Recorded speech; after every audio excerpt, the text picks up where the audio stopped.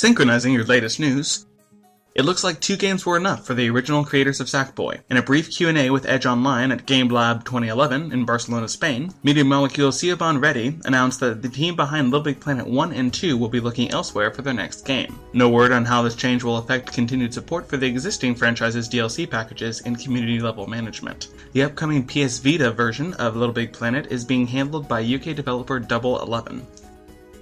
Turns out, not everyone was too happy about Valve turning Team Fortress 2 free-to-play. According to a report from Botchweed, a user-made server plugin has been implemented in several private servers that effectively locks out players with a free-to-play account. Once a player has bought the game, getting a premium account, or an item from the in-game store, they are granted access to any server using the modification. It's worth noting that this is a user creation with no official validation or any word at all from Valve. Those involved with Operation Rainfall, a grassroots effort to localize several IP for the Nintendo Wii, finally got an answer from the Big N, although it wasn't exactly what they were looking for. After promising more information via Facebook updates, Nintendo stated that there were no plans to bring Monolith Soft-produced RPG Xenoblade Chronicles, Nintendo's own Pandora's Tower, or Final Fantasy creator Hironobu Sakaguchi's The Last Story to the West. While by no means a nail in the localization coffin, there seems to be little likelihood the games will see ports. Operation Rainfall currently has mail-in campaigns prepared for all 3 games starting later this month.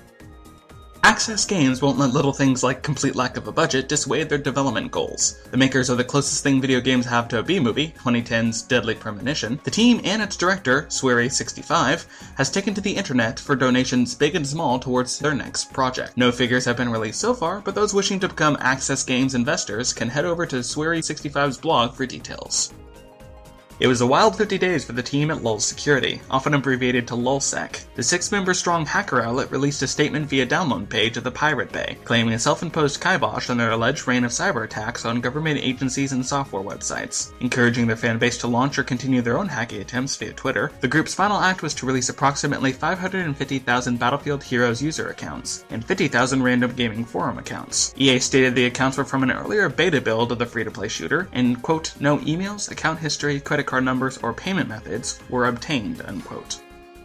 Following an interview with several unnamed former members of the Team Bondi development team by IGN this past week, the International Game Developers Association has confirmed to Developed it is planning to investigate allegations of poor workplace conditions. The IGDA has called on current and former Team Bondi employees to share their stories with the organization, be they positive or negative, to get a clearer picture of the policies at the Australian developer. Many of the allegations by the 11 former Team Bondi employees interviewed by IGN target their complaints specifically at the studio founder, Brendan McNamara. The interviews indicate that 100-hour work weeks were not uncommon during crunch time, and that compensation for overtime would only be provided if the employee was still with the studio 3 months after completing the project. The project in question, LA Noire, eventually took more than 7 years to develop. McNamara, who has yet to provide a full response to the allegations, has stated that he believes the policies of his organization weren't unfair.